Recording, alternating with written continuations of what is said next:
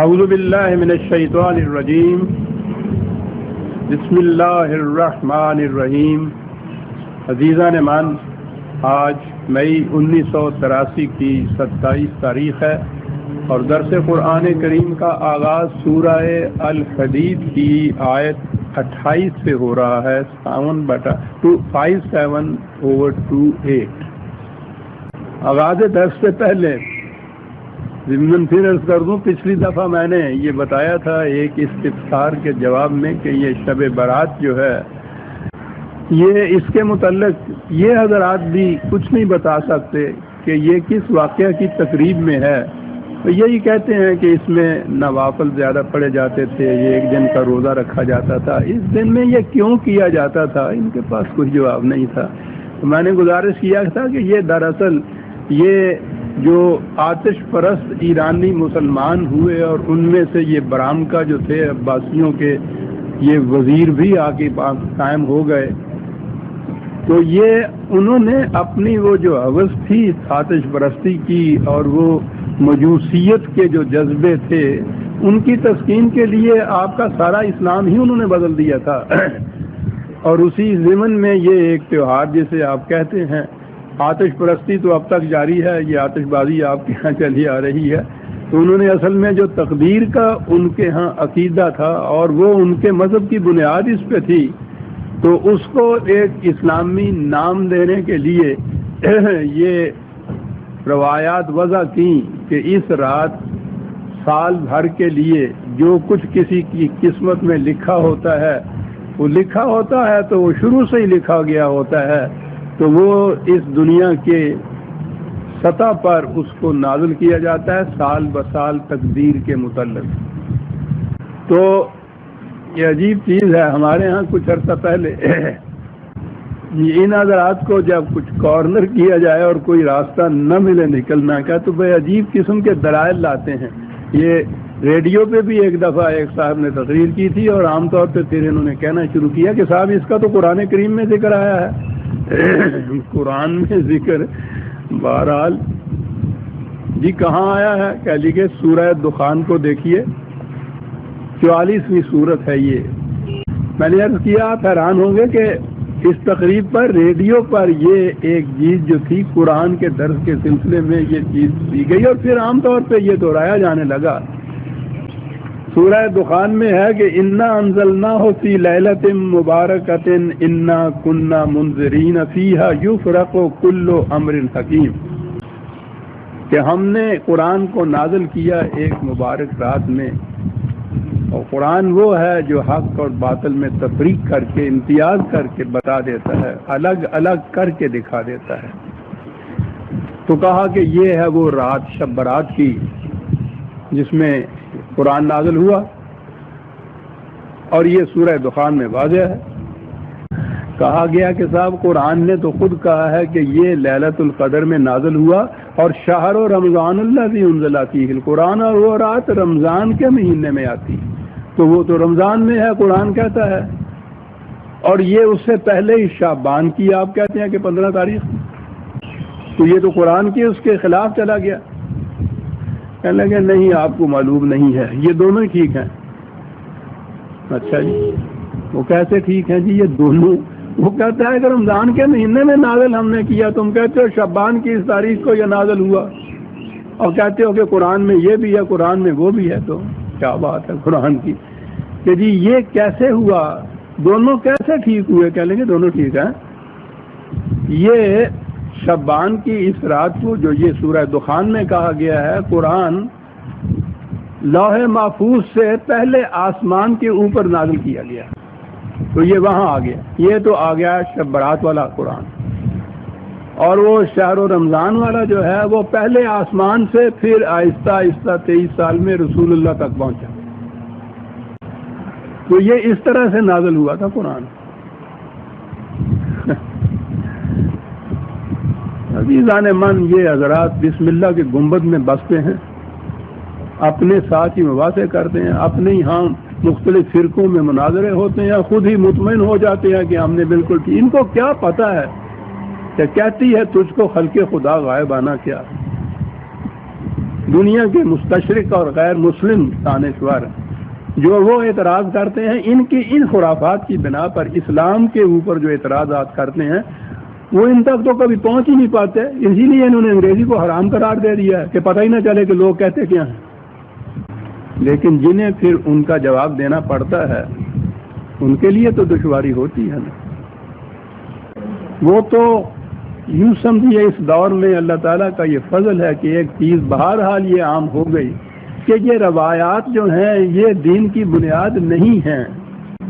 ان کے لیے یہ سمجھیے کہ جو روایت قرآن کریم کے مطابق ہوگی اس کے متعلق تو کہا جا سکے گا کہ یہ رسول اللہ کی ہو سکتی ہے.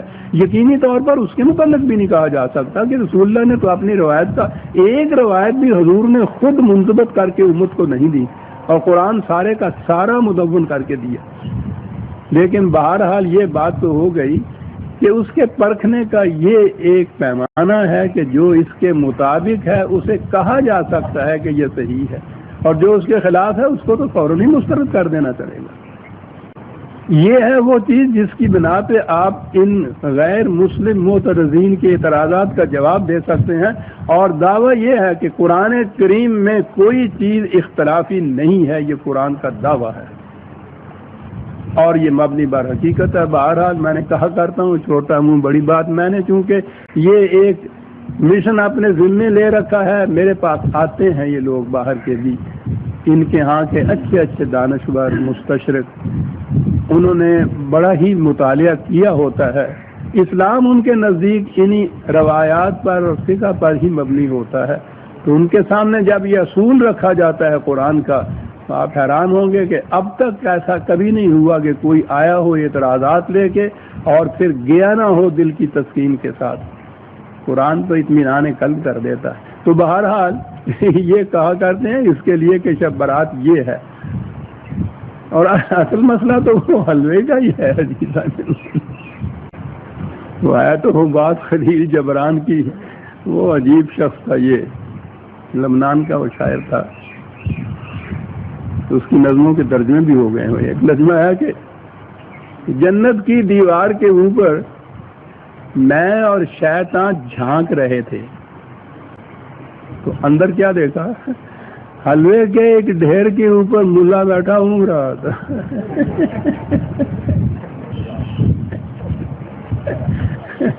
یہ عجیب شخص تھا. بالا قرآن کی روح سے اس کی کوئی سند نہیں. یہ جو کہتے ہیں کہ نازل ہوا تھا قرآن یہ دیکھیے سورہ دخان میں اور وہ عرش معلیٰ سے وہ پہلے آسمان پہ آیا. عزیزان من ان سے بھی کوئی دن کرنے کو جی نہیں چاہتا کہ وہ بہرحال بالواسطہ کہیں قرآن تک نہ جا پہنچے ورنہ انہیں بتایا جائے کہ یہ کیا انداز ہے تمہارا بات کرنے کا کہ لوح محفوظ سے ایک دفعہ پہلے حلے میں یہ آسمان اول کے اوپر آیا تو کیا اس کے بعد معاذ اللہ تھک گیا پھر آگے نہیں چل پڑا اور وہاں سے آسمان اول سے پھر آہستہ آہستہ 23 سال میں رسول اللہ تک پہنچا. اور قرآن کہتا ہے اپنے متعلق کہ جبریل نے اسے رسول اللہ کے قلب پر نازل کیا. اور جب قرآن نے کہا کہ شہر و رمضان اللہ سے انزل فیہ القرآن تو جو کچھ بھی کہو رمضان کے مہینے میں تو کہو لیکن یہ شعبان کے مہینے میں یہ نازل ہو رہا ہے. اب جب بتا یہ کہا کہ صاحب یہ تو اس کے خلاف جاتا ہے تو کہنے لگے نہیں صاحب یہ 2 دفعہ نازل ہوا تھا. بہرحال یہ ہے ساری حیثیت اس کی عزیزان بات. یہ سارا اجمی اسلام ہے قرآن کا اسلام نہیں رسول اللہ صلی اللہ علیہ وسلم کا دیا ہوا اسلام نہیں ہے. تو بہرحال اب درس میں بات آ گئی جی 44 نمبر جی دخان سورہ دخان کی پہلی 3 آیتیں ہیں. سورہ دخان میں نے عرض کیا تھا 44 نمبر ہے اس آیت کا 44/1 سے 4 تک ہے جی. درس میں سورہ حدید کی آخری آیت آ گئی تھی اور جیسا میں نے عرض کیا ہے قرآن کریم کا انداز یہ ہے کہ وہ آخری آیات جو سورت کی ہیں ان میں کچھ ملخص بیان کر دیتا ہے. ارتکازاً کنسنٹریٹ کر کے کوئی چیز جو کہنی ہوتی ہے اسے وہ کہتا ہے اور پھر اگلی صورت آتی ہے. تو یہ آخری صورتیں ہیں جن میں کہا کہ یا ایھا الذین آمنوا اتقوا اللہ اور آگے ہے وہ آمنوا برسولہ، یہ بڑی اہم چیز ہے. اے ایمان والو، یعنی مخاطب کیا جاتا ہے یا ایھا الذین آمنوا کہہ کر، اے ایمان والو، اور ان سے کہا کیا جاتا ہے آمنوا برسول، ایمان لاؤ تم رسول پہ، یعنی مخاطب کیا جاتا ہے اے ایمان والو، تاکید کی جاتی ہے کہ ایمان لاؤ تم. اور یہ ایک مقام پہ ہی نہیں ہے، آپ کو یاد ہوگا یہ درس میں کئی دفعہ آ چکا ہے، یہ متعدد مقامات پر یا ایھا الذین آمنوا سے بھی کہا گیا اور ایمان لانے کی بابت تو رسول اللہ سے بھی کہا گیا ہے. آمن الرسول بما انزل الیہ من ربہ والمؤمنون کل آمن باللہ وملائکتہ. اور یہ جو ہے یا ایھا الذین آمنوا یہ کہہ کر تو میں تو یہی کہا کرتا ہوں کہ یہ آمنو پہلا جو ہے اس سے مراد ہم مسلمان ہیں، کہ اے اپنے آپ کو مسلمان کہہ رہے ہیں والو، تمہارا ایمان نہیں ہے، ایمان لاؤ. اور ہم پہ تو یہ آیات بالکل صحیح منطبق ہوتی ہیں صاحب، یعنی ویسے رسمی بھی اگر آپ دیکھا جائے تو ہم میں سے کوئی رسمی طور پہ بھی ایمان لایا ہے. ایک غیر مسلم کو مسلمان ہونے کے لیے بہرحال ایک رسم تو ادا کرنی پڑتی ہے، 4 کلمات جو ہیں یہ کلمے پڑھنے پڑتے ہیں، اس کے بعد وہ مسلمان ہوتا ہے. ہم نے تو وہ بھی نہیں کیا ہوتا کہ جائے کہ جو ایمان کی شرط ہے اس کو پورا کیا جائے. اور آپ کو یاد ہے کہ قرآن نے جو کہا تھا اعراب کو، ان بدوؤں کو، کہ یہ کہتے ہیں ہم آمنا، کہ ہم ایمان لے آئے. ان سے کہو یہ نہ کہیں کہ ہم ایمان لے آئے ہیں، یہ کہیں کہ صاحب ہم اسلامی مملکت کے سامنے ہم نے سر تسلیم خم کر دیا ہے. کیوں نہ کہیں کہ ہم ایمان لے آئے، ولکن لا يدخل الایمان فی قلوبکم، ایمان تمہارے دل کی گہرائیوں تک نہیں پہنچا. تو مسلمان کہلانے کا تو حق اس کو ہوگا جس کے دل کی گہرائیوں تک ایمان پہنچا ہوا ہو. قرآن خود کہہ رہا ہے ان سے کہ ابھی نہ کہو کہ ہم ایمان لے آئے ہیں. تو ہم نے تو ویسا ایمان بھی ہم تو نہیں لائے جیسا کہ وہ اعراب لے آئے ہوئے تھے. بہرحال انہوں نے اپنے آپ کو سرنڈر تو کر دیا تھا ان قوانین کے سامنے. اور عزیزان من، نہ تو صرف قوانین اسلام کہلا سکتا، صرف نہ قوانین کی ہدایت صرف اسلام کہلا سکتی ہے، یہ تو پورے کا پورا اسلام جو ہے نافذ کرنا ہوگا آپ کو ساری زندگی کے اندر. ادخلوا فی السلم کافۃ، اسلام کے اندر پورے کے پورے داخل ہو جاؤ گے تو پھر اسلامی کہا جائے گا. تو بہرحال کہا ہے یا ایھا الذین آمنوا اتقوا اللہ، قوانین خداوندی کی خلاف ورزی کے نتائج سے ڈرو.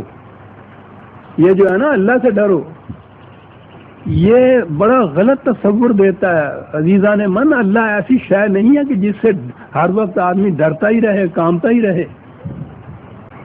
وہ قرآن تو اس معاشرے کی جس میں قوانین، جس میں نظام خداوندی کے پورے کا پورا نافذ ہو، اس معاشرے کی سب سے بڑی خصوصیت یہ بتاتا ہے کہ لا خوف علیہم ولا ہم یحزنون، کہ اس میں کوئی کسی قسم کا خوف نہیں ہوگا.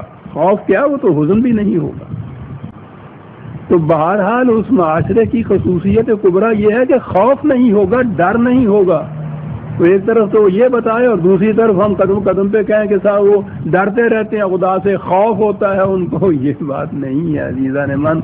خدا ڈر اور خوف کا مقام نہیں. وہ تو ہم اپنے بچوں کو بچپن ہی سے ان کے دل میں ایسا ڈر ڈالتے ہیں خدا کے متعلق بھی، او پاگ آیا، او نیکی آئی، او پتہ نہیں کی کچھ آ گیا، انہوں نے ڈرا ڈرا کر کچل کر رکھ دیتے ہیں ان کی ذات کو. اور پھر ہمارے ہاں تو شروع سے آخر تک ڈر ہی ڈر ہے. ایک قدم آپ بے خوفی سے نہیں نکل سکتے باہر.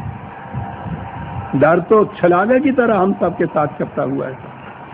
شر مستطیرہ قرآن نے کہا تھا کہ وہ دور بھی آئے گا جب کہ شر اڑ کر دگ جایا کرے گا. تو خوف تو سب سے پہلی علامت ہے شر. قرآن نے یہ چیز کہی ان لوگوں سے. یہاں بھی تقوی اس کا ترجمہ کیا جاتا ہے ڈرو اللہ سے. وہ اللہ سے ڈرو نہیں، تقوی کے معنی ہوتا ہے احتیاط سے بچ کر خطرناک گھاٹیوں سے کاشسلی نکل جانا. احتیاط کے ساتھ. یہ ڈرنا نہیں ہوتا کسی چیز سے، احتیاط جو برتی جاتی ہے. آگ کے پاس سے آپ گزرتے ہیں تو ذرا ہٹ کے گزرتے ہیں، اس کو تقویٰ کہتے ہیں. کانٹوں والی باڑ کے سے آپ نے گزرنا ہو اور وہ اربوں والے کپڑے ہوں ڈھیلے ڈھالے، یہ اس کا مفہوم خود حضرت عمر رضی اللہ تعالیٰ انہوں نے اس تشبیہ سے سمجھایا تھا کہ تم جب ایسی پگ ڈنڈیوں سے گزرتے ہو جہاں دونوں طرف خاردار جھاڑیاں ہوں تو کیسے گزرا کرتے ہو. تو انہوں نے تو بتایا نا کہ صاحب ہم یوں کپڑے کو لپیٹتے ہیں، اس طرح سے احتیاط سے جاتے ہیں، کہتے ہیں اسی کو تو تقویٰ کہتے ہیں. تو واتقوا اللہ جہاں آئے گا اس کے معنی ہوں گے کہ قوانین خداوندی کے توڑنے سے، کی سرکشی سے، کی خلاف ورزی سے جو وہ نتائج پیدا ہوتے ہیں، تخریبی نتائج، ان تخریبی نتائج سے بچنے کے لیے جو راستہ اختیار کیا جائے گا وہ تقویٰ ہوگا خدا کا. فاتقوا اللہ. اور اس اللہ کا تقویٰ اس لیے کہ وہ کسی غیر خداوندی کے تو قانون کی بھی اجازت نہیں دیتا کہ اس کو تسلیم کرو اور اس کی اطاعت کرو، اس لیے وہ تو سوال ہی نہیں. اطاعت تو قوانین خداوندی کی ہے، اور اس میں یہ تاکید یہ ہے کہ اس کی خلاف ورزی کے جو نتائج نکلنے ہیں، پھینکیاں کھانے سے جو نتیجہ نکلتا ہے اس کو ذہن میں رکھو اور پھر پھینکیاں نہ کھاؤ. یہ ہوا تقویٰ. آمنوا برسولہ. اس انداز سے ایمان لاؤ اس پیغام پر، اس تعلیم پر جو اللہ تعالیٰ نے اپنے رسول کے ذریعے بھیجی ہے تمہیں. اگر ایسا کرو گے تو یؤتکم کفلین من رحمتہ، تمہیں دو حصے وہ دے گا، دوہرا ثواب دے گا اپنی رحمت سے. رحمت تو آپ کو پتا ہے کہ سامان نشو و نما کو کہتے ہیں، دوہرا. اور وہ تو قرآن میں ہے، ربنا آتنا فی الدنیا حسنۃ وفی الآخرۃ حسنۃ. اس دنیا کے اندر بھی شادابیاں، کامرانیاں، کامیابیاں، اور اس کے بعد کی زندگی کے اندر بھی فلاح اور فوز. تو یہ دونوں زندگیوں، دونوں جہانوں کی برکات اور نعمات جہاں ملتی ہیں، قرآن نے اسے کفلین کہا ہے. دو حصے ملیں گے تمہیں، دوہرا حصہ ملے گا تمہیں، یہاں بھی وہاں بھی یہ ملے گا. اس زندگی میں کیا پوزیشن تمہاری ہوگی؟ عزیزان مان، جماعت مومنین کی ذمہ داری ملاحظہ فرماؤ. ایک تو یہ چیز ہے کہ خود قرآن پر ایمان لاؤ، قرآن پہ غور و فکر کرو، سمجھو، اس کے مطابق عمل کرو. یہ تو ایک فرد کی زندگی ہو گئی. فرد ہی کی نہیں، آگے بھی بڑھیں یہ تو خیر مسلمانوں کی جماعت مومنین کی زندگی بھی یہی سمجھو. خود قرآن کو سمجھنا اور اس کے اوپر عمل کرنا.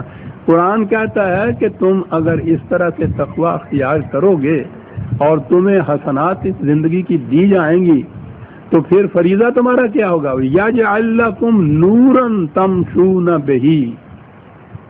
ایک ایسی روشنی تمہیں دی جائے گی.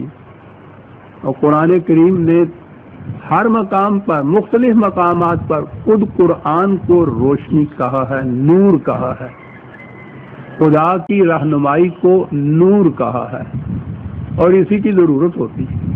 اس نے کہا ہے کہ قرآن کا، اسلام کا منشا یہ ہے کہ تمہیں ظلمات سے نور کی طرف لے آئے، تاریکیوں سے روشنی کی طرف لے آئے. اس سے زیادہ جامع، اس سے زیادہ واضح مثال کوئی نہیں ہو سکتی. اور جو میں نے عرض کیا تھا کہ ہر جگہ قرآن نے ظلمات کہا ہے، تاریکیاں جمع کے سیغے میں کہا ہے، اور روشنی نور واحد کے سیغے کے اندر ہے. تاریکیاں ہزار قسم کی ہو سکتی ہیں، روشنی ایک ہی قسم کی ہوتی ہے. صحیح جواب ہمیشہ ایک ہوتا ہے، غلط جواب 20 ہو سکتے ہیں.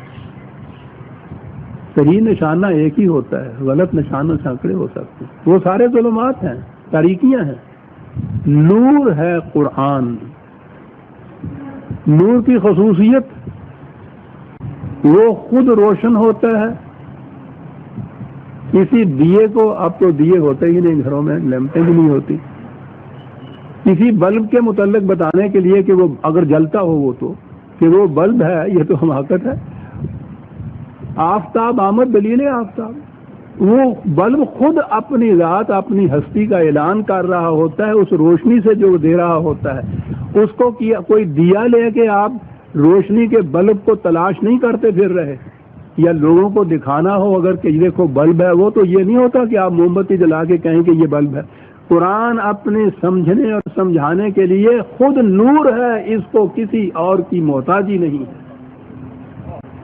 وہ تو تمہاری راہیں روشن کرتا ہے، چاہے جائے کہ ہم اس کو دکھانے کے لیے دیے اور موم بتیاں جلاتے پھریں۔ یجعل لکم نورا، پہلی بات تو یہی بڑی عجیب چیز۔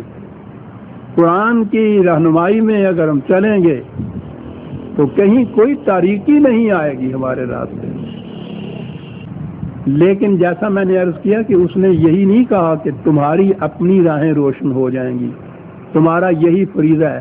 کہا ہے کہ نورن تمشون بہی، اس نور کو، اس شمع کو، اس ٹارچ کو لے کر تمہیں پھرنا چلنا ہوگا دنیا میں، تاکہ دوسرے لوگوں کے راستے بھی روشن ہوں، تمام زندگی کی راہیں تاباں ہو جائیں، درخشندہ ہو جائیں۔ اس نور کو لے کے پھرنا ہے تم نے، اسے لے کر تم نے پھرنا ہے،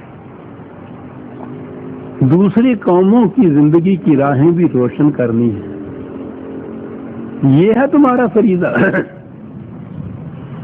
اور تاریخ ہمیں بتاتی کہ صدر اول میں جب قرآن کی روشنی سے امت مسلمہ کی اس جماعت کی اپنی راہیں روشن ہوئیں تو پھر وہ وہیں مطمئن ہو کے نہیں بیٹھ گئے کہ ہماری راہیں روشن ہو گئی ہیں، وہ اس چراغ مصطفی کو لے کر، نور آسمانی کی قندیل کو لے کر پھر وہ ساری دنیا میں چل نکلے۔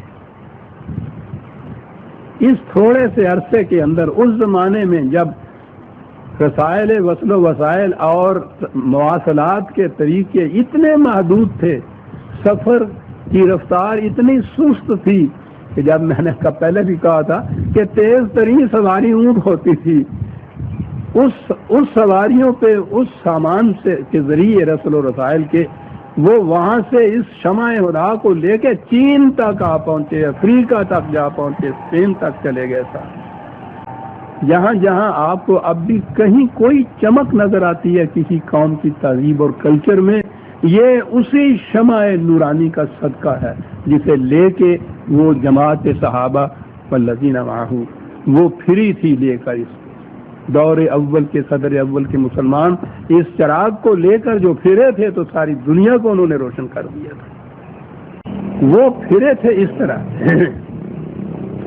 ایک عجیب چیز ہے، اقبال تو لے لیتا ہے نا اشارہ کہیں سے، شکوہ میں اس نے جو یہ چیز کہی ہے خدا سے کہ کیا کچھ کیا پھر ہم نے سے مراد ہے اس قوم نے صدر اول واری، تو اس میں یہ بھی کہا ہے نا کہ وہ قوم پھر محفل کون و مقام سحر و شام پھرے، میں توحید کو لے کر صفت جام پھرے، کوہ میں دشت میں لے کر تیرا پیغام پھرے، اور معلوم ہے تجھ کو کبھی ناکام پھرے۔ کیا انداز تھا اس کا بات کا، اور معلوم ہے تجھ کو کبھی ناکام پھرے۔ یہ وہ جو پھرے تھے اس طرح سے، کیا جذبہ تھا؟ جذبہ کیا تھا؟ قرآن کا یہ حکم تھا، یجعل لکم نورا تمشون بہی، وہ اس ہدایت قرآنی کی تعمیل میں پھرے تھے، کوئی اور مقصد نہیں تھا، کوئی غرض نہیں تھی، اور پھرے، اور اس کو جو کہہ رہا ہے کہ تجھے معلوم ہے کبھی ناکام پھرے، کہیں سے ناکام نہیں پھرے صاحب۔ اتنی بڑی روشنی جو ہو، سرچ لائٹ جو ہو، وہ ناکام رہے گی؟ بات تو روشنی پہنچانے کی تھی نا، ان کے راستوں کو روشن کرنا تھا، روشن کیے راستے ان کے، انہوں نے کہا تو چھوڑ دیجیے، ہماری اپنی راہیں تاریک ہو گئیں، دوسروں کی روشنی کیا ہم نے کرنا تھا۔ اب کیا ہو رہا ہے؟ اس روشنی کو اپنی بغل میں رکھنے کے مدعی،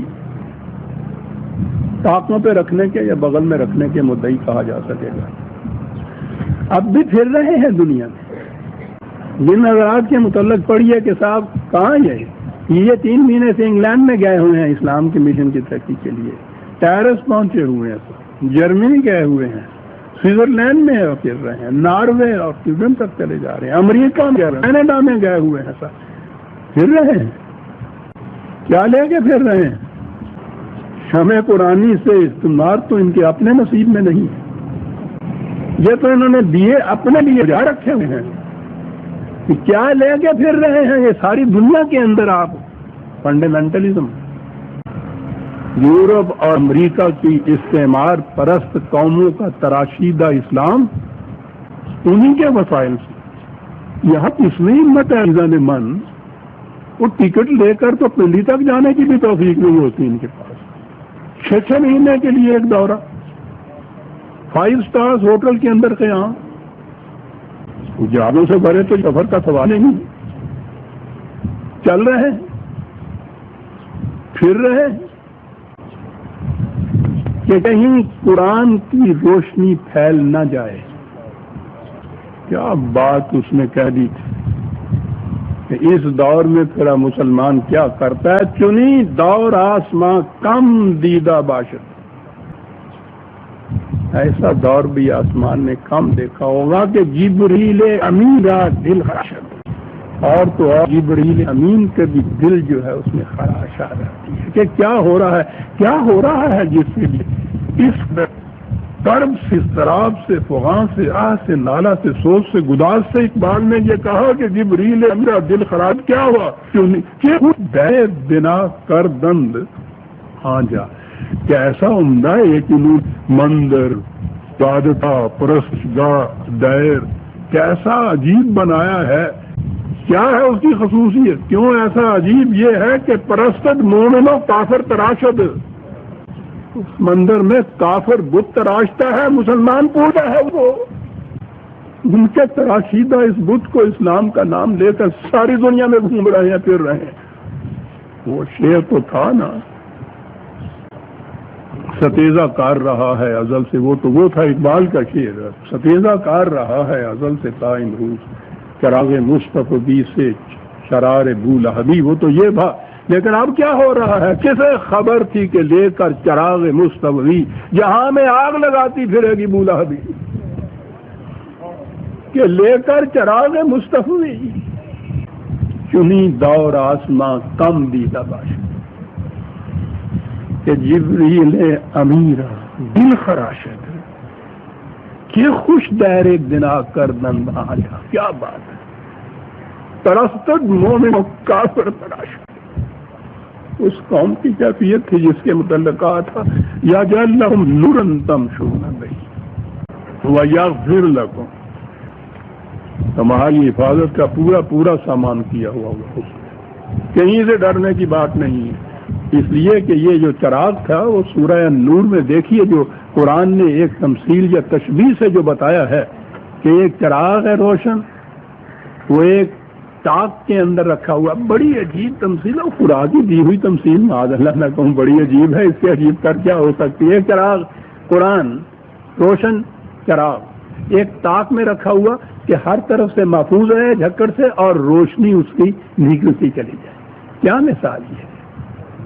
پھر سامنے بھی اس کے یہ نہیں کہ کھلا ہے، نہایت شفاف لگا ہوا ہے، اتنا محفوظ ہے.